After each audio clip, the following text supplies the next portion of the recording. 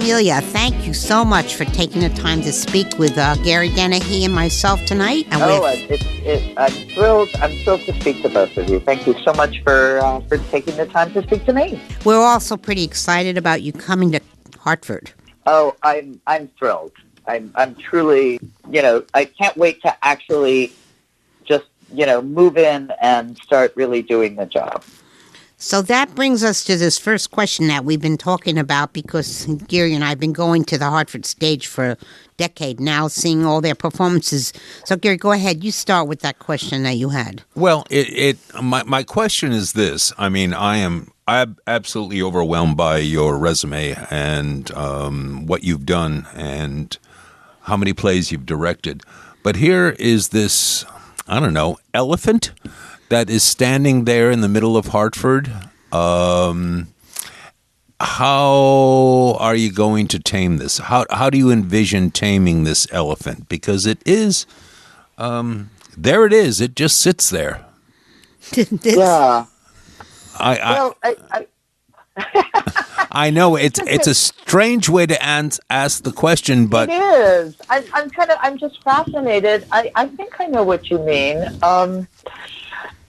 I have no idea how to answer that question, of course, because I need to get there and start to, ride the elephant, if you will, or wrestle the elephant. If we're going to kill this metaphor, beat this metaphor into the ground. But what I hear in your question, which is part of what excites me about coming to Hartford, is the opportunity to make that building, that elephant, that institution,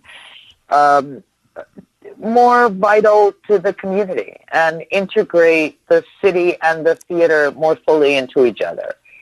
Okay. I feel like I've said elsewhere, and it just becomes more and more true for me, that this position allows me to weave together all the different facets of my life.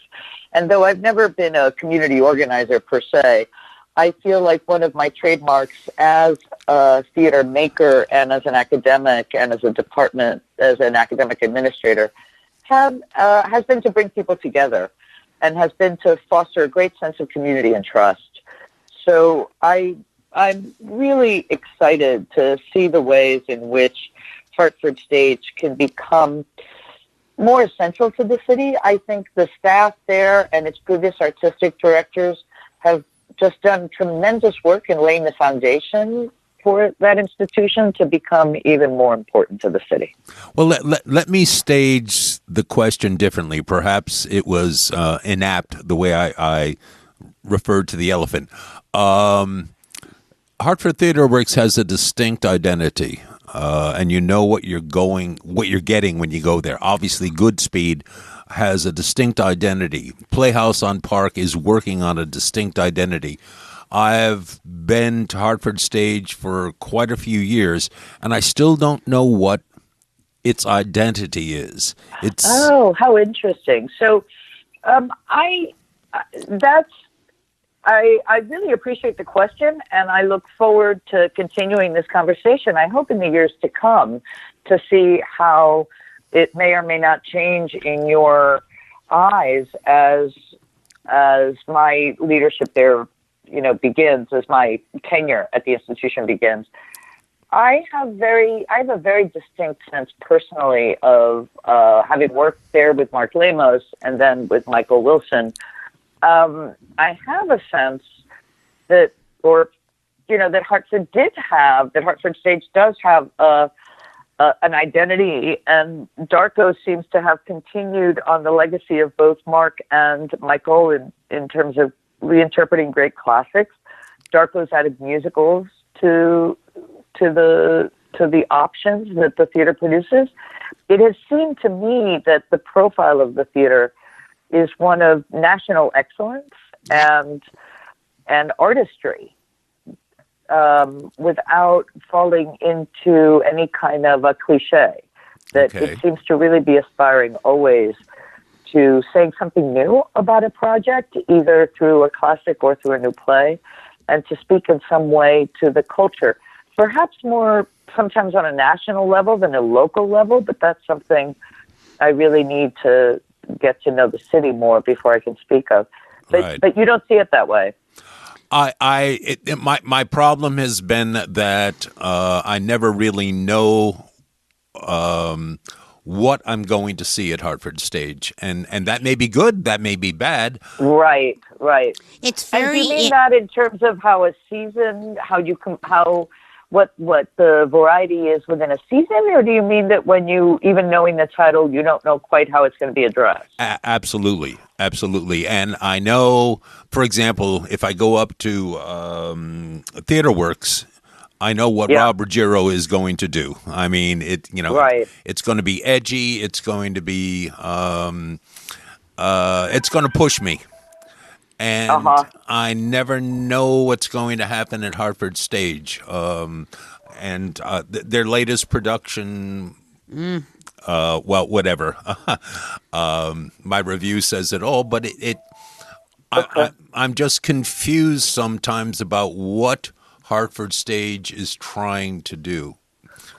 How interesting. I will keep that in mind. I actually really appreciate it as a launch for a conversation. I hope to have the opportunity to welcome people into more discussions at the theater, be it in the lobby after shows or at certain events that we'll organize around my being, come meet the artistic director kind of thing, to hear more thoughts like this. And what is the role of Hartford Stage in this community? If we know what Good Speed's doing and we know what Theater Works is doing, what are people looking for in Hartford Stage? I'd be curious to hear. I'll certainly bring my own aesthetic and values and my desire to galvanize the institution and the community as any new artistic director would want to. But it's interesting to take into account what you're saying as I move forward. I find it myself very interesting that Geary asked me this as we traveled here tonight, because he's making a good point. He's been there the better part of this decade, and I've been there about 6-7 years. And it's a good point that he's making, because they did a play this year that was probably in the top 5 plays that we've seen in Connecticut, The Engagement Party. Right, The Engagement. It was so splendid. I couldn't tell you how much I enjoyed it and how much I hope it gets accoladed at the end of the year when we do our so-called Critics Circle Awards. Because then this week we were there for a play called Detroit 67. It was about the terrible breakdown of the city in 1967. A lot of sound effects, very long play, very hurting, very hurtful. It was so different than what I had just had the beautiful evening with the Engagement Party play. It's Dolly, it's not so much that the plays are different. I mean, obviously plays are different. It was the emotional impact of the two plays. That's what I meant by different. I'm sorry. Okay, one go was ahead. so strong, and it couldn't have been better. The other one was difficult to sit still for 2.5 hours.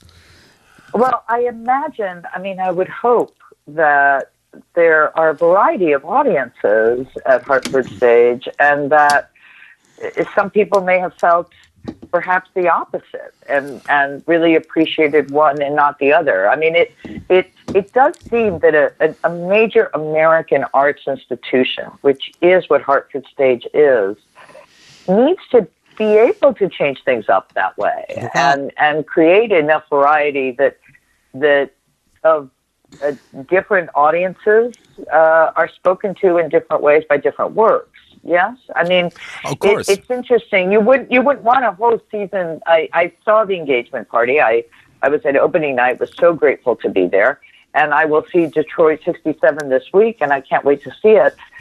I'm fascinated by the fact that they're two such contrasting pieces, one after the other. That would seem to me that is what that institution should be doing. But you're both smart people, long theater goers, so you would know that. So I'm wondering what it is that I'm missing in your remarks.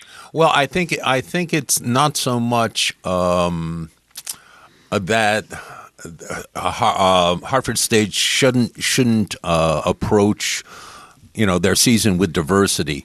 I think it's more that this is this was not a good play, from my opinion. So that would be a separate question, right? Right. That's a totally separate question. Right. That's the Right. point I'm making. And I appreciate that. I have been blessed with the company and insight from, Hartford Stage's previous artistic directors, starting with Darko and going to Michael and to Mark. And I'm looking forward to very soon having tea with Jacques Cartier.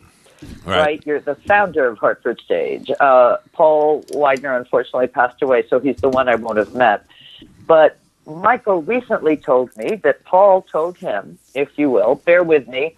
So number 2 told number 4, who then told number 6 in artistic director, to see that there should be one play out of the 6 that's the walkout play. That's interesting. So, That's interesting. isn't that interesting? So that you do, right, Hartford Stage currently, and we'll see how much the stage or doesn't, Hartford Stage currently does 6 productions plus Christmas Carol. Right. I'm sorry, for those who are listening or will be listening, we understand what you're saying, but can you define for us a walkout play? Absolutely. I will go. So what the recommendation from Paul Widener to Michael Wilson, artistic director to artistic director, and then this handed to me, is that if you have 6 plays in a subscription season, maybe one of them should be the one you want to walk out on. Which is to say that there is one play in that season that truly doesn't appeal to you. Now, I'm not saying anyone programs the season saying, oh, I hope everybody hates this. Oh, that's going to be great. They'll all hate this. But that a theater of the size and importance of Hartford Stage can afford, one hopes, to take risks on material. Now, I can't speak to Detroit 67. I don't know the work yet. And we all have different tastes, so I don't know what you both responded to specifically. But to allow for plays to not please everybody seems to me an utterly crucial element of sustaining an important theater. Very good. And this is really a challenge in this moment. So, these theaters, Hartford Stage and Arena Stage and, the Alley Theater and Berkeley Rep and American Conservatory Theater. I mean, Rep of St. Louis. Look at any major American city and look to its major regional theater. For years and years, these theaters thrived on their subscribers.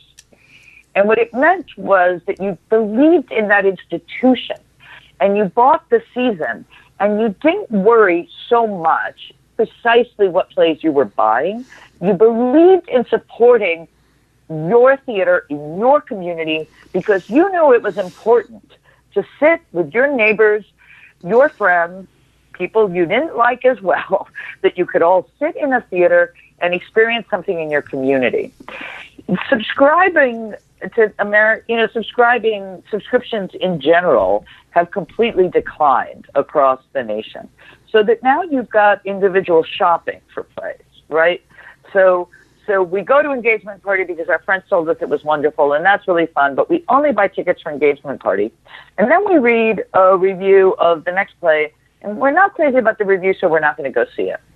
And I think this is a loss for all of us, because I think we have to embrace these institutions and support the institution and trust in its leadership. That would be my hope, that I would come and say, not that, oh, don't worry, I'm only going to do plays everybody loves. I promise. If you don't like the play, I won't do anything like it again. No, but we're Quite much the opposite. I want to be in the lobby with you and have you tell me why you didn't like the play, and for us to discuss why we programmed it and why we at Hartford Stage think it's important. And how do we support an institution beyond the play-by-play choice, simply believe that theater and the conversation that it is leading is vital to our democracy and our community's life. But Geary's and that's my stump speech. He's much more sophisticated, Geary. No, I am. Oh, I think you are. And that he understands that. But it goes back, I guess, to my initial question of the identity of Hartford Stage. I don't know whether what you just professed, which I totally agree with, is that the people who are coming primarily to Hartford Stage are aware of that, and I don't. Yeah. And That's therefore they incredibly helpful to hear. Yeah. They haven't been trained, if you will. I love what you're saying, because I think that is crucial. And I don't intend to come in and hit anybody over their head with a jackhammer. I actually believe theater should be joyous, wacky of me, and elevate us and show us not only the darkest sides of our spirit, but also, the angels in ourselves. So I hope to bring a lot of really positive experience for audiences.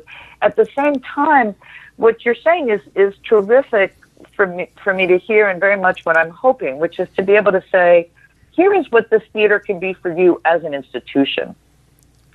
And here's how we can maybe create seasons that speak to you holistically, perhaps, even if there's plays within it that you may not like.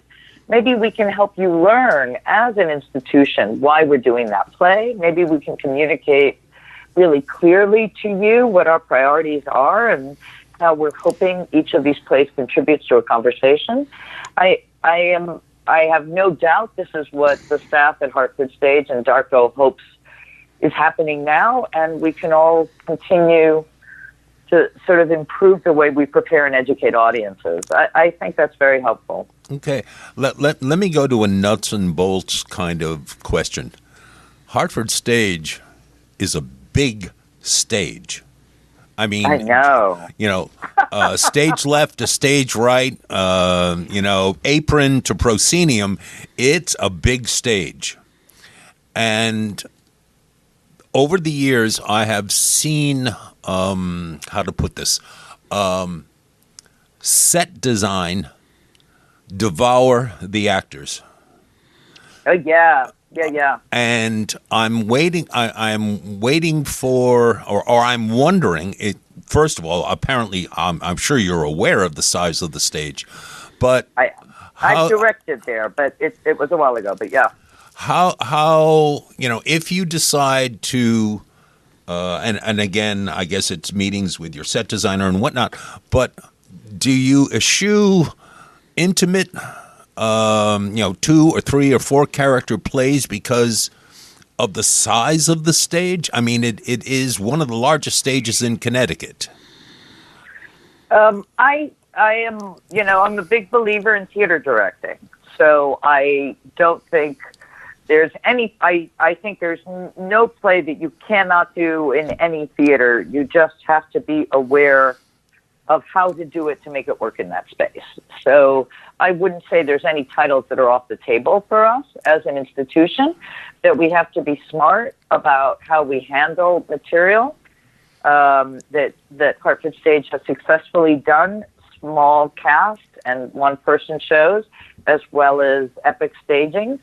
I think it's all about the artistry and the focus of the team, and understanding that the most important element in live theater is the connection between the actor and the audience. Absolutely. So, and anything that hinders the connection between an actor and an audience member, for me, is not an element that I'm, wanting to have in my production mix. I mean, my hope is always that you feel you're breathing with the actors, that they are close to you. What's wonderful, you're talking about the scale of Hartford, and it's true, it's challenging, but it's a thrust, it's a wonderful thrust stage.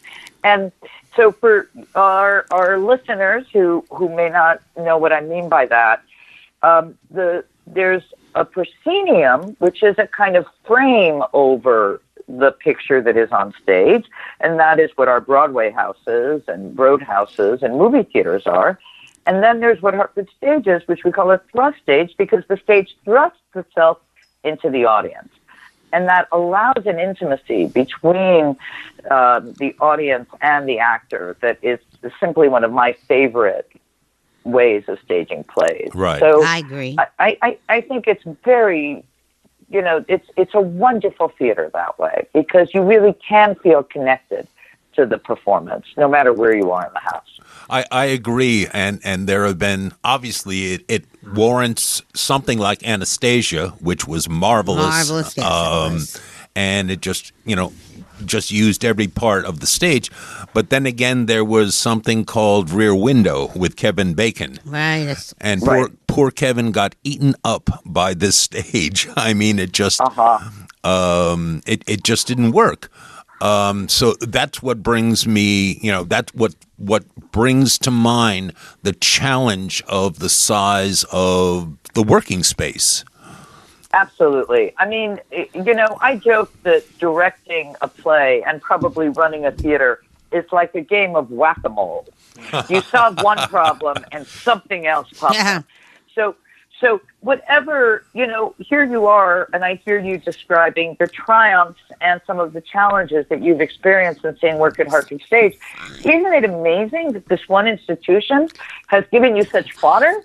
I mean, that there's such a range of aesthetics on that stage and challenging material that you could have such a variety of experiences. Oh, absolutely. I'm not saying, so I feel like in praise of Hartford Stage, these are exactly, I sort of hope to create successes for the audience in terms of the things that they've enjoyed in the past. I hope I'm able to make work that is as satisfying to audiences as the work of, my extraordinary predecessors. I mean, it's such a distinguished list of artistic directors that to think of following in Mark and Michael and Darko's footsteps is more than a little daunting. So I assume, under my stewardship, there will be as many failures as there have been perceived failures under my predecessor's reign, if you will, and hopefully as many successes. But, there is nothing certain about making a play. And part of what we all have to invest in is the frailty of the form and kind of embracing the fact that when we walk into that theater, we might have a transcendence experience, we might have a really good time, we might be irritated, and worst case scenario, we might be bored, which is the worst, no question. I'd rather have you angry than asleep. But how important it is that there's a place where all those things can happen and that houses that many conversations. Well, I guess a final question as we wrap this up. Is there some play, musical play, whatever, that you've always wanted to produce that now that you're coming to Hartford Stage, you might have the opportunity? There might be, but you're not telling us. No, you're not telling. I'm not telling it. I kind of knew that. You knew that. You're too smart for me. I would say that it's interesting to take over a theater because it's different than being the guest artist where you say, here's the thing I really want to do, and I don't care how it works for you, just let me do my thing. And I'm out of here. And I'm out of here. Exactly. Right. And you guys clean up my mess if there is one. I really want to get to know this community before I make any bold moves. Not to say that my aesthetic won't be experienced. The next season is Darko's season, right? So, which is really a gift, right? So, I have I'll have a couple of things that I will get to add to the season, but it'll basically be Darko's season, and it'll give me a chance to truly get a feel for what works in that space at this moment in time with these audiences. Right. And then we'll see what comes. So you guys will have to have me on next year. Okay. And then we'll analyze. At this time next year, we can talk about my first season, which will be the 2021 season. And we can argue then about what you like or don't like about what I'm doing. It'll be fun. Okay. Okay. I really think Geary was trying to be helpful more than be difficult. because he's I'm enjoying this. I'm so sorry. I don't he's mean trying to No. I wasn't being difficult. Trust me. no, right. You weren't at all. And we realized that Darko must have left a whole next year planned. I mean, all theaters work a year, 2 years in advance. So Right. That's I'm right. sure you're stepping into whatever he's decided for the next. Right. But maybe we could talk in a year from now and see how you feel about I'd it. love to. And just know, I think this is what we're all supposed to be doing, is kind of asking why we're doing certain plays and how are we doing them, and to engage in conversations around the work is so important. I'm so grateful for the candor and insight you're both providing in this conversation, and I would hope we would get a chance to do it again. But I don't perceive it as difficult. I perceive it as honest and bracing and accurate in terms of how important this institution is and how we're all invested in its success. Melia, one final thing. Do you feel kind of like Cinderella going to the ball as you approach Hartford Stage? It's a big It's move. a wonderful way to put it. I am worried about midnight, though. It's absolutely right. It's all about the timing, right? Yes, am I ma'am. going to show up in the carriage, or am I going to show up in a pumpkin? I'm not sure. But Well, it's very brave. But it is. Move. It's you're absolutely right. It has a little bit of that quality of a fairy tale, in the sense that you build towards something, but you really don't expect. You expect some outcomes, but you don't rely on others. And to have this transition at this moment does feel like, yes, an enormous challenge, but also an enormous gift. And I'm just thrilled to embark on this next chapter. Well, we're thrilled to have a chance to speak with you now, with a few months coming, and then you'll be here.